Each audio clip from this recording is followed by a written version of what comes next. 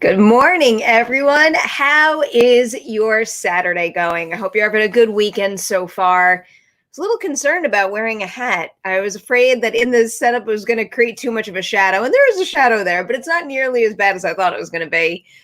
After that win last night, it became a long evening, and I was a little exhausted this morning, so there was no way I was dealing with my bangs when I first got up. I'd rather have spent the time curating a list for today's live stream lineup. Good morning to all you guys in the chat right now. I see MK Songbird, Chris Robinson, Christy, Billy, Rick Morris, you're all here. Thank you guys so much for being here and for talking movies with me on a Saturday morning. I got a solid lineup for you here today. You guys know already what my title topic is going to be. I didn't get around to doing a review of Da 5 Bloods because that particular weekend for work, I was assigned to other movies to cover, but I did eventually watch it, and I'm covering it further on Talking Pictures coming up soon, which I'm very excited about. But I really did want a video on my channel properly titled Da 5 Bloods Review, because I think it's a movie that is obviously well worth talking about, and I think it's pretty excellent. I guess I just spoiled how I feel about the movie right there, but it's a great film, and I'm very excited to do an official review for you guys right now.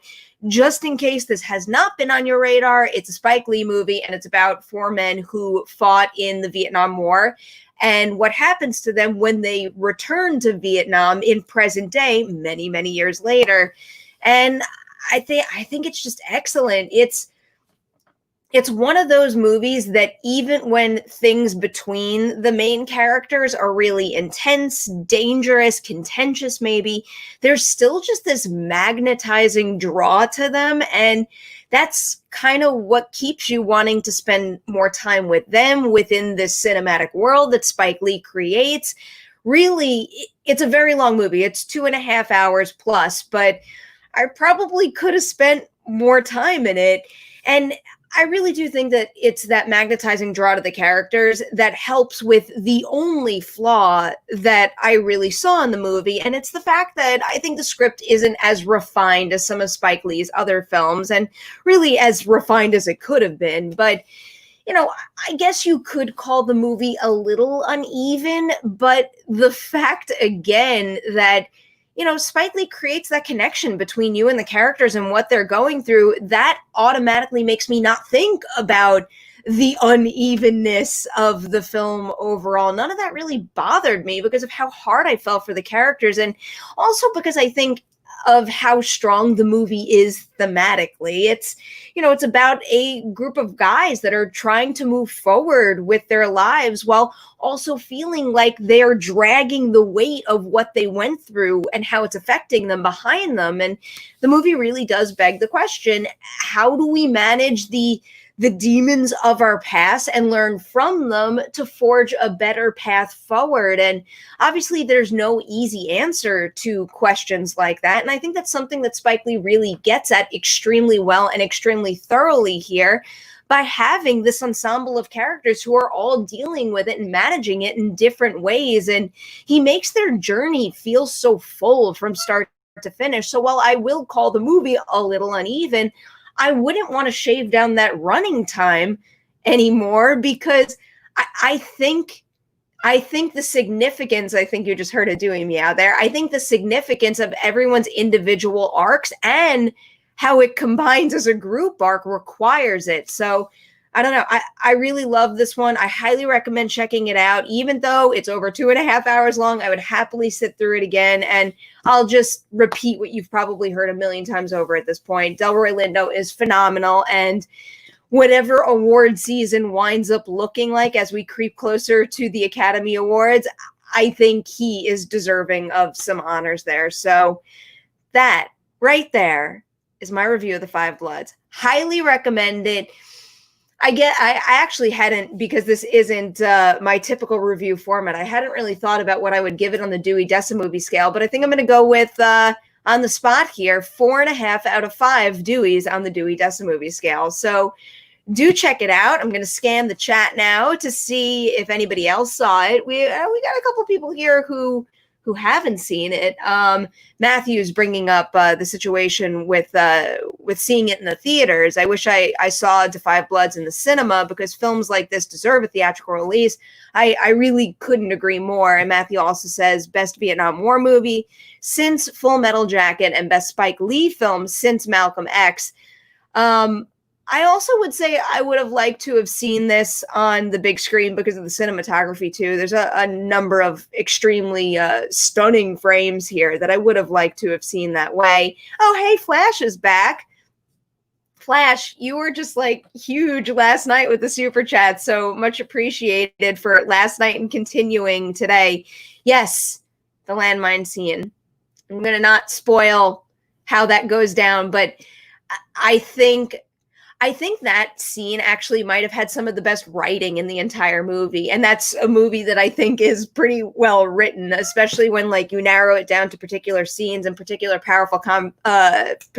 powerful conversations and dialogue and beats like that. But that is just, I don't know, that scene should be studied in in a film school class that's exploring lines of dialogue and building tension and editing. And that scene was something else. Hey, V. So V's got a super sticker here. We all know that I can't really show cool super stickers, but I appreciate your support, V. And also, I did notice that you popped up in the Patreon community. I saw your message, and I'm going to get back to you real soon. But as everybody well knows now, because of our beer pong victory last night, I kind of had to peel myself out of bed this morning. So I haven't had time to respond to certain things like I probably should have. But you got a message coming your way, and I'm happy to have you part of the community. All right. I got a couple other things that I want to tell you guys about, but there's going to be some extra time today for some chat questions. So if there's anything out there that you guys want me to hit on today, let me know. I'm so open to it. Also, repping the Bayside Tigers today because this is one of my favorite running shirts. It's super soft, and I like running in it, and I'm planning to run today. All right. Oh, here's another Da 5 Bloods thought for you guys from Philip. The 2.5 hours flew by. Couldn't agree more, Philip. That was definitely the case here. Oh, you guys got a visitor, too. Hold on. He's going to be mad when I do this, but Dewey's here. Hopefully he can get comfortable and chill out. So one of these next stories that I wanted to tell you guys about is a film that's coming together right now. Production hasn't begun, so it's going to be a very long time until we see this movie, but I do think it's one worth putting on the radar and continuing to follow as it goes through development, pre-pro, production, and then on. It's a movie called Alpha Gang, and it's just got this epic ensemble. That's the main draw for this movie for me right now, but I do like the idea of it too. Apparently it follows a group of aliens who are sent on a mission to conquer Earth, where they pose as a menacing biker gang, but their plan for world domination is endangered when they catch the human disease of emotion and start to feel fear, love, joy, and empathy. That just sounds like a brilliant concept right there, and it is being billed as a sci-fi comedy, but I think you can get at some really, touching true themes and ideas through that kind of exploration of human emotion. So I'm very looking forward to it from a story perspective too, but just listen to this ensemble right now. This ensemble is nuts. John Hamm, Stephen Yeun, Nicholas Hoult, Mackenzie Davis, Sophia Boutella, Andrea Riseborough, and Charlotte Gainsborough. Like, what is this? What is this? This ensemble is just something else. I am so insanely impressed by this group that the directors have put together, which is directing duo David and Nathan Zellner. And to be completely honest, I have not caught up on their latest films, and I've heard great things. I really need to see Damsel, which I think is the first feature for Nathan Zellner. I think David's had a couple directing credits to his name, like Kamiko the Treasure Hunter, which is also a movie I really need to see now. And the fact that this project is gaining traction creates more urgency for me to see it. But he directed that one solo, I believe, and then they came together and directed Damsel as a pair. So those movies are on my watch list because, this cast is something else. And Matthew, you know the power of Andrea Riseborough. I mean, if I were to create a list of actors out there who have the greatest range, she would be on it. She's like a chameleon. I can't believe all the different roles she's played, and I feel like she's just one of those actors where like a lot of people don't know her well enough because I don't know, she just looks so drastically different. And it's not just hair and makeup and that kind of thing. It's how she carries herself and how she creates characters in such a full manner that she just so easily loses herself in pretty much every single role that she takes. I got a question here from Zeno Hour, which I will not so happily answer, but I feel the need to answer because I did not like You Should Have Left. I don't think it worked. I think some of the performances were real good. In particular, I thought Amanda Seyfried was quite good in the movie, but I don't think that the scares worked for me at all, and I don't think that the ideas that the movie was getting at through a, you know, I guess like a haunted house ghost type story, I don't think those really landed for me. So it really had no thematic resonance for me. But on top of that, I found the movie incredibly slow and dull and boring. And, you know, when you don't stick the landing like that and the whole experience is also fairly blah, it's a very difficult movie for me to recommend. That would have gotten a mighty low rating if I did a formal review of it. Billy's got a question. How do you prefer your coffee? This is a very specific formula, and the formula has not changed for a very long time. So I was in the habit of going to Starbucks and ordering their the cold brew for a while, but I would get the cold brew with no ice because what Starbucks does is they give you the cold brew because it's super strong and they fill it with some water too. So it's just like I don't need the ice on top of that. And also, I feel like when Starbucks puts ice in their drinks, like the whole thing is filled with ice and I want my coffee. So stop doing that. And instead, I started going to the supermarket and buying the bottled version of their iced coffee, which I think is very, very good. I prefer the medium roast, but what I do is take the medium roast, pour it into a cup, obviously, and then I put a Truvia in it, and then I add in some Silk almond milk, particularly the unsweetened vanilla flavor, and it's the perfect combination right there. I might drink a little too much of it, but I love it. So what else do we got here? Oh, a favorite dad film for Father's Day. Oh no. I mean, that's a tough one to pull on the spot. I think it's just because I was looking this up for other reasons, but for whatever reason, Independence Day is coming to mind right now because of Bill Pullman being a good father and a leader in that movie. But we got to save Independence Day for July 4th. Let me think on that a little more. I got to think of a good movie dad. I don't know. I gotta think about that. That's a tough one to pull on the spot. But part of the reason why I was thinking about Independence Day recently is because Neil, who is part of the Patreon team and the Slack team in particular, he suggested that I talk about some summer movies that we could watch right now, because clearly we're not getting a traditional summer movie season. But the good thing is a lot of previous summer movie hits are streaming right now. So you can watch a whole bunch of them. And, you know, in a sense, you can kind of create your own blockbuster season at home. I know it's not the same, but these movies are out there and available. So I've got a list of, you know, hopefully some variety here for you. So first one on the list, probably a no-brainer coming from me, but I wanted to pick a Marvel movie. And one of my favorite Marvel hits of the summer was Guardians of the Galaxy, the first one. That movie, when it came out, just completely surprised me. And still to this day, it is my favorite MCU movie. And obviously, you can stream that one on Disney+. So there's a Marvel movie. Now let's get a DC movie in the mix. What better DC movie to turn to than The Dark Knight, which is currently streaming on Hulu. So you can go watch that over there. The Dark Knight, I could watch that over and over and over again. Now let's go for a classic that's celebrating a big anniversary right now, Jaws. Jaws is available on all the HBOs. So you got HBO Max now and Go. So Jaws is obviously a great watch. I still have wherever it is. It's actually it's what's propping my computer up right now is a DVD stack, and I see it in there. It's the 4K Jaws that I got the other week, and I've been meaning to watch that. So maybe this weekend is the time to actually get to it. So I've got some big ones here. I haven't mentioned a comedy yet, so we're going to go to the comedy realm right now, because Bridesmaids is also a summer movie hit, and it's one you could stream also on HBO Max now and go. That's one that it just never gets old. I could watch it over and over and over and over again. I love that movie, and I love quoting that movie. I love the humor, the heart, you name it. That is just, it's another example of an epic ensemble there. I adore that film. And let's go for a newer one for my last suggestion, because I believe this one just arrived on Prime Video, and some of you know how obsessed I am with this movie. The movie is Crawl. Crawl is so, so good. It's, you know, I understand why some might have brushed it off back when it came out as, you know, almost like a monster movie with too much of a Sharknado touch to it, where it wasn't going to be that good and it was going to be silly cheesy. And, you know, like it does have that B-movie vibe to it, but I would say the production value of it is through the roof. And I think Barry Pepper and Kaya Scodelario both delivered excellent performances.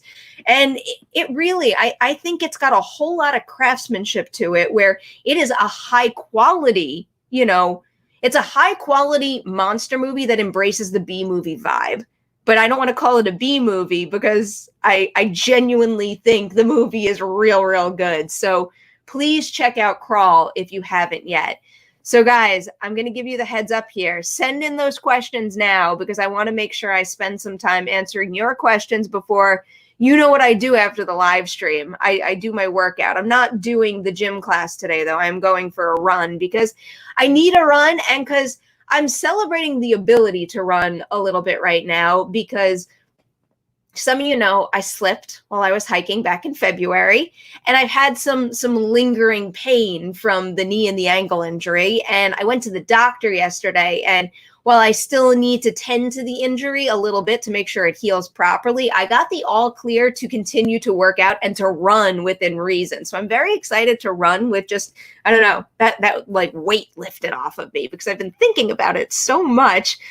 Chris McGovern is here just to say good morning. Good morning to you, Chris. I'm so happy you're joining us today. We're going to scroll down here. Oh, Crawl is on Hulu. It's on Hulu now too. I was using one of those websites that tells you where everything is streaming. Maybe it's not on Amazon. Maybe it is on Hulu. Let's just double check that. Where to watch Crawl is always the easiest way. I lie. It's not the easiest way, but whatever website I was using said it's on Amazon, but it might be on Hulu as well. And I definitely trust, I believe it was Steve Calderon who said that. Yeah, I think Steve probably is the right answer. Oh, hey, look who's here today. It is Caleb. Caleb, we're chatting today. I can't wait to catch up with you, man. We got a lot to talk about. We're going to be catching up later this afternoon on the Patreon Slack. I love that Patreon Slack. Hey, Neil. What's up, man? Thank you for the congratulations. I am very excited. All right. Oh, Flash is back with another chat. Jurassic Park, The Lost World is an underappreciated movie. Don't understand the hate that movie gets.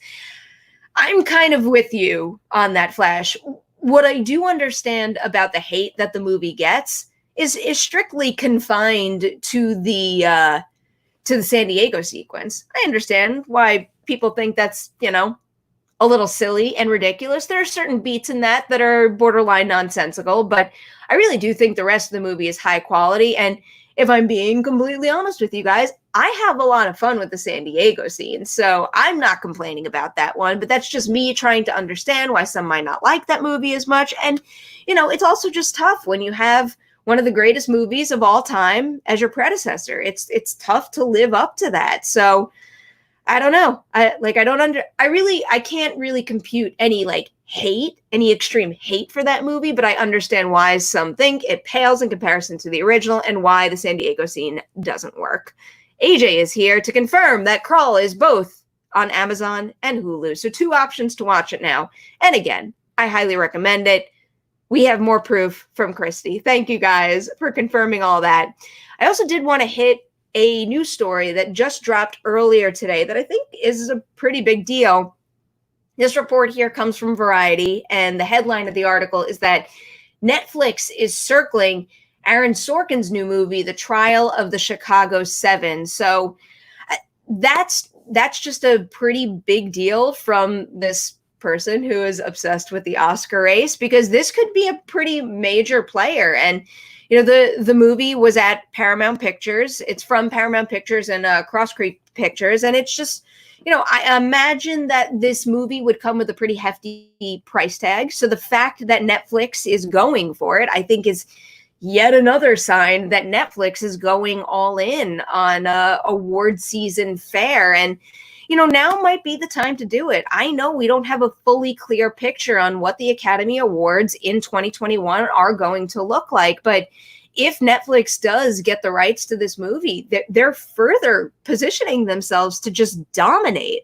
I mean, dominate as a brand that's continuing to make a bigger mark on the award season with every single year. But now on top of that, when you factor in what the pandemic has done to the industry, it could dominate even further now. I'm so curious to see how this all plays out. But I don't know. I think Netflix is making some very smart business decisions right now. And for me personally, I've been spending a lot of time on Netflix recently. And I think it's for a multitude of reasons. I think I really do. I like the content there. I like the original content. I like how they curate their content and how I can always go to Netflix to get something from a variety of different genres where, I don't know, it's almost like I'm most comfortable channel surfing in a way on Netflix, where I think I'm going to have the best luck if I'm looking for a movie within a specific genre. But I think we are seeing the benefits of Netflix having been around the longest compared to a lot of the other streaming services, where,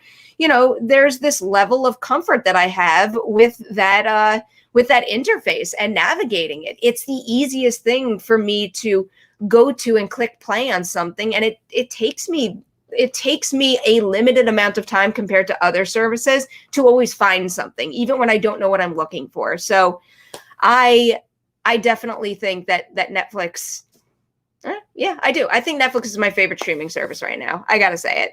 All right. Christy is chiming in on this, though. The horror is a little lacking. I'm making the assumption here that you are saying horror is lacking in the Netflix library. And I'm gonna pull up that library right now just to give you some suggestions here. Apologies for the music playing right now, but that is inevitable because the second you go to Netflix, it auto plays stuff. Let's see what we got here. I will just tell you, some of you guys know if you tuned in last night, the most recent horror movie I watched on Netflix was The Blackcoat's Daughter. Still not a big fan of that movie, but I know a lot of people out there are, and I get why you are. I also rewatched Hush very recently, which I think is an excellent watch if you have not seen that yet. And just scrolling through what's here. I mean, they've got The Girl with All the Gifts, Silence of the Lambs, Train to Busan, Candyman. I just rewatched Candyman on Netflix recently. I don't know. I think they're great. I believe, I'm not seeing it right now, but I know they have Sweetheart, The Invitation, Autopsy of Jane Doe, both Creep movies. It Comes at Night. Where else am I? Cam. I just watched Cam. All right, Christy, I beg to differ on this. I think they got a great selection here, but I do understand that Shudder fills a lot of the gaps that Netflix might have in their horror selection. So there's a lot of stuff. Oh, look, Philip literally just said what I just said. Netflix has some great horror movies. So I hope all that rattling off I just did gives you a good list of things that you could possibly watch on Netflix for the horror genre. Yep, here you go. It Comes at Night is pretty good too. I do like that movie. I know a lot of people out there didn't like that movie. I think because it was, it's a pretty dark and slow movie. So I understand if that's not your taste, but it really did work for me. Did you see the Candyman puppet short, Powerful? Yes, Zeno Hour. I most certainly did. I can't handle how excited I am for Nia DaCosta's Candyman. I have so much faith in that movie. And I know what the common conversation is. Don't get too excited and put the movie at a disadvantage because, your expectations are getting in the way. But it's hard not to with that movie. I really do love the original Candyman. I think it's a fantastic film, but I also think there's so much room for that concept to grow, especially to adjust to what we're going through right now. And there are so many different things that you could do with that concept. And I think that we are already seeing the potential in that short that she just released. So, and also when you have Jordan Peele involved too, because I know he's a big fan of Candyman. And again, if you caught that episode of The Witching Hour, I added the article that I found. I believe it was a Ringer article that compared Candyman to Get Out. And when you read through that, I think it's going to further emphasize that Jordan Peele is the right person to be producing a movie like that. But I also just can't wait for Nia DaCosta's touch on that material as well. And, when you see something, oh, no, yeah, this is a blind spot for me too. I really need to sit down and watch Little Woods. So I remember when this first came out, I believe it was at a festival, and I was prepping so hard to be able to cover that. Is it Lily James in that movie? I think at Little Woods. And let me just confirm that. Yeah, it is. I was prepping to cover this one, and then I wound up getting assigned other things, which, that tends to be the case for me when it comes to having blind spots with recent releases. But I was so into it and I was so excited to see it, and then didn't get to see it, but I should watch it now. Apparently, again, give me some leeway here with looking where to watch it. But according to IMDb, you could rent it on Prime Video for just 99 cents. So there's another one for me to watch. But just so you guys know what I am watching right now for a variety of reasons. On early next week, I'm taping a new episode of Talking Pictures. And when I do that show, there's something like, 20 titles that I need to catch up on so I could talk about them. And, Da 5 Bloods, King of Staten Island, new releases like that are included. But because of the current situation, the stay-at-home situation, they're also including a lot of TV shows on it. So it's like the watch time to participate in that show was already real high, but now I'm spending even more time. It's like I'm trying to finish Normal People and Run in order to cover it for that show. So those I have to get through first before I watch anything else. But other than that, I do have 3 other interviews coming up next week. And I'll tell you right now, one of them is with Jane Levy for Collider Connected. And I'm so excited about that. And I just finished my binge for that interview, which is Zoe's Extraordinary Playlist. If you are like me and you watched those ads and you thought it would be like a light, fluffy, silly musical comedy on network TV, like push all of those ideas out of the way, because this one had so much depth and heart to it. I don't know. I was completely bowled over by like the emotional wallop of the second half of that season. It took me a little while to really start to connect to the characters.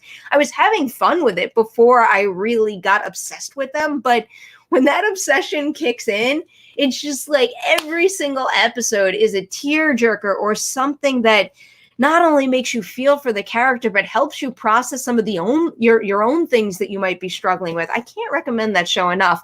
That one I know is streaming on Hulu. Oh, and guess what, guys? Because we were talking about this a lot, I upgraded the Hulu account. I caved and I did it. I don't like the reason why I did it, because the ads aren't positioned properly and they cut off some of the content, but I caved and I did it, and it is making for a much better viewing experience. Super chat time from Robert. Robert Perez is asking, what are your thoughts on Star Wars being pushed back? You're so awesome. Thank you. I can't keep track of all the Star Wars stuff. What is the latest even here? Which specific Star Wars are we talking about right now? I'm going to look at the latest on Collider.com, because they are always mighty good at keeping up with the latest. I'm like not entirely sure what the specific. Are we talking about Star Wars Celebration being pushed back? That I did see, and it's a bummer, but I don't think it hit me that hard. If that's the topic of conversation right now, because I knew it was going to happen. You can't have a convention right now, and really I know that it aligns with the Star Wars Celebration format to have it every other year. But I actually think that it might be even more exciting knowing that it's not returning until 2022, because, as much as I am still looking forward to things that I know that are scheduled for 2021 releases or events that are happening in 2021, there still is a degree of uncertainty that isn't fully allowing me to embrace how excited I am for those things. So the fact that Star Wars Celebration returns in 2022, that's something that I feel confident I could really hold on to and get pumped for, and, you know, feel at least more certainty that I will be attending when that actually happens. So that's something I'm really, really looking forward to. Yeah, everything is delayed this year. Everything. Hill House is amazing. There's some good horror on Netflix you could check out as well. Obviously, that is from the director of Hush, Mike Flanagan. If you need a trailer binge to do, a trailer binge. This is what happens when I'm reading comments as I'm speaking. If you need a horror binge watch to do, I would highly recommend just blowing through Mike Flanagan's filmography, because I think he's probably one of the most consistent filmmakers out there right now. I definitely think he is, actually. But this is the comment that tripped me up because I got so excited when I saw it. Chris Robinson is predicting a trailer for The Haunting of Bly Manor should be dropping soon. I certainly hope so. I can't wait for that show. We got Matthew back here. Do you think TIFF will go ahead next year, but with press-only screenings? That's what I think is going to happen with London Film Festival, which I'm hoping to get a press pass this year. If you're talking about TIFF happening this year, I do not think it's going to happen. I definitely don't think it's going to happen as it would traditionally happen. There's no way you're going to get talent to start flying to Toronto right now, especially with a second wave seeming likely in the fall. It's not safe. You're not going to draw the same crowd. You're not going to get the same amount of talent. There are so many movies that are being pushed back. So I don't think a lot of movies are going to want to have their premiere happen at a festival that is probably going to be underattended. So I think if anything, maybe they might do something on a smaller scale, maybe something digitally. But as far as next year goes, I am very uncertain about how 2021 is going to pan out. And I think we need to wait and see to a degree. But we are talking about the fall of 2021. So I'm more hopeful than not that TIFF will resume as it usually does at that point. But any festival that is yet to be canceled in 2020, I don't know what you're waiting for. Unless you're taking the time you need to plan some sort of virtual version, which I respect if that's what they're doing and why they're waiting it out right now. But there can't be a physical film festival. I mean, I don't want to go back to the conversation about wearing masks in movie theaters because we talked about that a lot last night. I talked about it on the Witching Hour. And at this point, we have no new information to add to that conversation. But it's just not safe to be in a movie theater. You're blocked into a room with so many other people, some of whom will probably be eating food, and they're breathing out into air that's recirculating. It's just I don't think it's a good idea right now. So I think that film festivals are kind of off the table. I don't want to end on such a negative note here. What else is doing, guys? Give me a positive question. Let's talk about something fun. Oh, wait, let me continue to tell you guys about some of the other stuff I've been watching.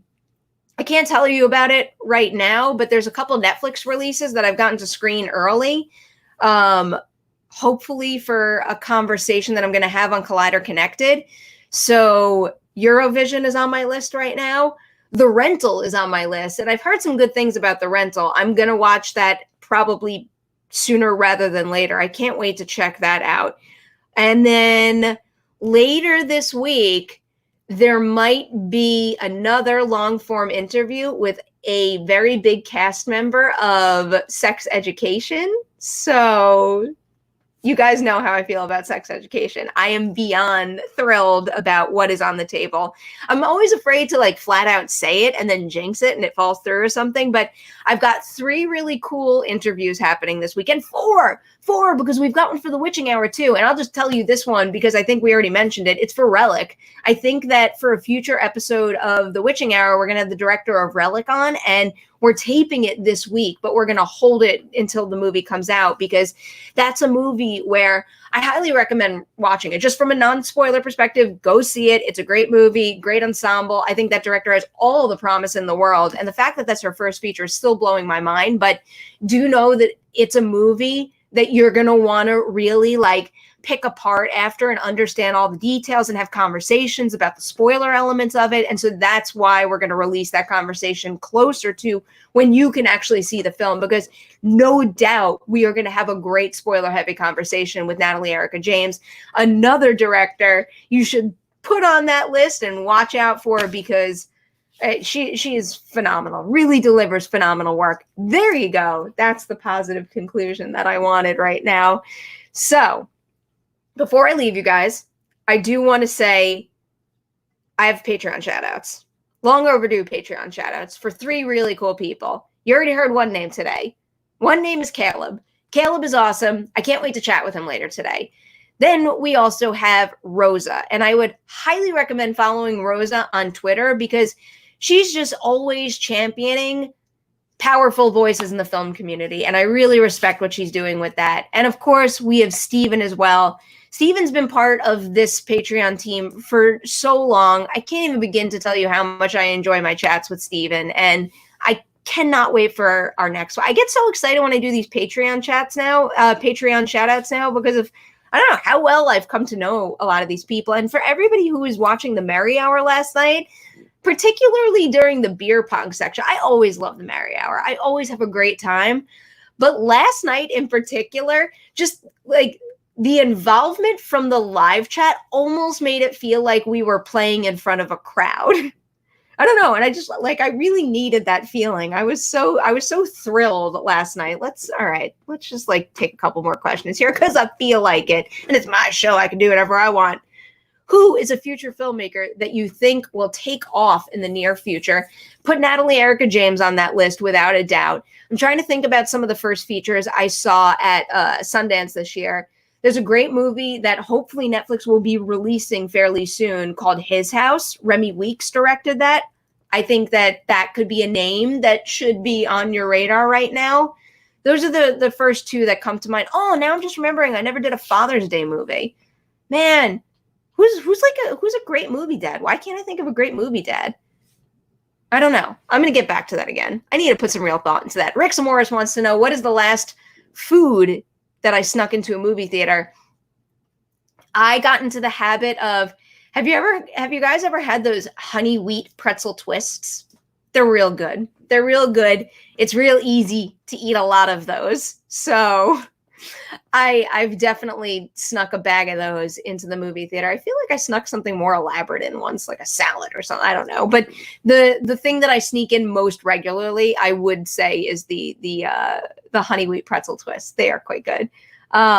Excuse me, Red Hood. That was not rigged. We won that fair and square. I will always give Lindsay and Matt credit for their honest and true wins. But last night it was all me and Al. I was very, very happy. All right, guys. I got some running to do, and you guys have some work to do, because I want to know from you. What I'm doing right now with the live stream every Saturday is one weekend, it's just me talking about movie news, and the next weekend I have a guest. And what I'm doing with those guests is I'm leaving the topic in their hands.